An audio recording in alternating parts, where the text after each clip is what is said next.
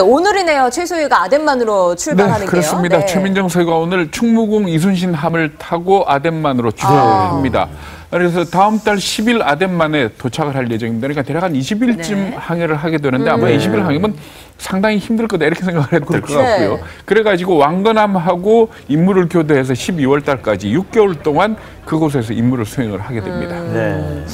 이 최소희가 해군에 들어간 게 꽤 화제가 됐었잖아요. 그렇죠. 작년에 얘기 들었던 것 같은데요. 네, 그렇습니다. 작년에 그러니까 최민정 씨가 해군 사관 후보생의 모집에 지원을 해가지고 합격이 됐었죠. 해군 사관 후보생 그러면 해군 사관학교하고는 다릅니다. 그러니까 학사 학위를 가지고 들어가는 곳이다 이렇게 보시면 됩니다. 그래서 당시의 경쟁률이 여자로만 따졌을 때 한 10대 1쯤 됐다. 그랬는데 합격을 했고요.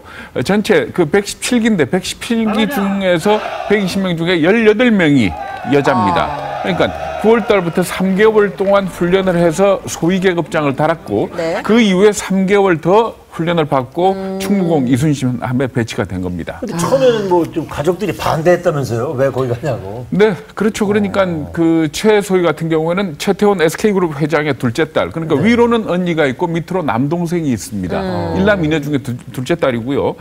사실 해군 장교에 지원한 것도 스스로 결정을 했다 이렇게들 얘기를 하고 있고 어머니를 포함한 가족들이 상당히 반대를 했다 그럽니다. 그런데 아마 본인이 끈질기게 설득을 해가지고 결국 성사를 시켰다 이렇게 얘기를 하는데 사실 그 SK그룹 집안을 보면 최소희 집안을 보면 군대와 무관하지가 않습니다. 잘 아시겠지만은 외할아버지가 노태우 전 대통령 어쨌든 육군사관학교 출신이고요. 그리고 그 최태원 회장의 사촌형 그러니까 최신원 SKC 그룹 회장 같은 경우에는 해병대 출신입니다.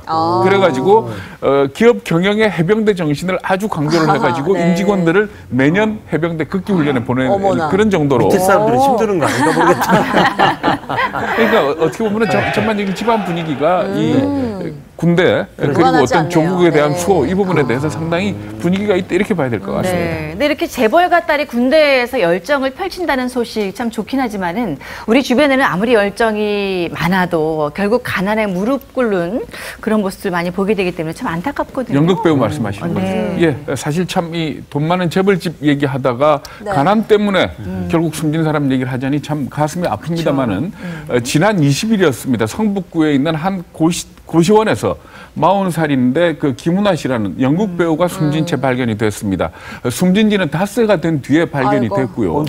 이 김 씨 같은 경우에는 서울연극제에서 연출상을 받은 작품의 주연으로 활동할 만큼 연극에는 열정적이었습니다. 그런데 가장 큰 문제는 역시 가난이었습니다. 그러니까 연극 배우 활동을 하면서 한 달에 받은 월급이 30만 원 남짓 뭐 이 정도였다 그럽니다. 그러니까 결국은 이 돈만 갖고 살 수가 없으니까 막노동을 하게 됐고 막노동을 하면서 연극을 하다 보니까 결국은 고돈 노동에 질병을 얻을 수밖에 없어서 이 질병 때문에 숨진 걸로 이렇게 판단이 되고 있습니다. 뭐 우리가 열정페이 합니다만은 사실 30만 원이다 그러면은 열정페이로도 설명이 안 되는 그런 돈으로 봐야 될 거 아닌가요? 생활비로도 안 되는 돈이라고 할 수 있는 건데 이 문화예술계 종사자들이 참 힘들다는 얘기는 들었지만 이렇게 얘기를 들으니까 더 직접적으로 와닿아서 심각성을 알 수 있는 것 같은데 정말 심각하다면서요? 네, 그렇습니다. 그 문화예술인들의 월 수입을 조사를 해봤더니 100만 원 이하가 67%로 나타났고요. 100만 원 이하가? 네네, 50% 이상이네요. 50만 원이 안 되는 사람이 25%였습니다. 앞에서 김 작가 얘기하실 때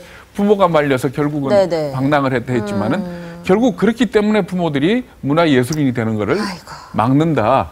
이렇게 봐야 될 겁니다. 결국 한류의 중요성을 얘기를 하고 있습니다만은 사실 문화예술인이 돼가지고 그것만으로는 먹고 살 수 없기 때문에 투잡을 하거나 아니면은 아주 부잣집에서 태어나서 어떤 취미로 하거나 이 방법밖에 없다. 이렇게 보시면 될 것 같습니다. 그래서 결국은 많은 사람들이 정부가 지원을 늘려야 된다라고 얘기를 합니다만은 사실 정부가 지원을 늘리는데도 한계가 있습니다. 뭐가 제일 중요한가 하면은 우리 국민들이 도와줘야 됩니다. 그러니까 꼭 인기 있는 영화, 인기 있는 연극에만 몰릴 것이 아니고 자기가 취미가 있다면 좀 무명의 연극이라도 또 좀 인기 없는 영화라도 가서 봐주는 게 어떻게 보면 바로 이런 사람들을 도와주는 거다. 이렇게 보시는 게 옳을 것 같습니다. 후원하는 방법이네요.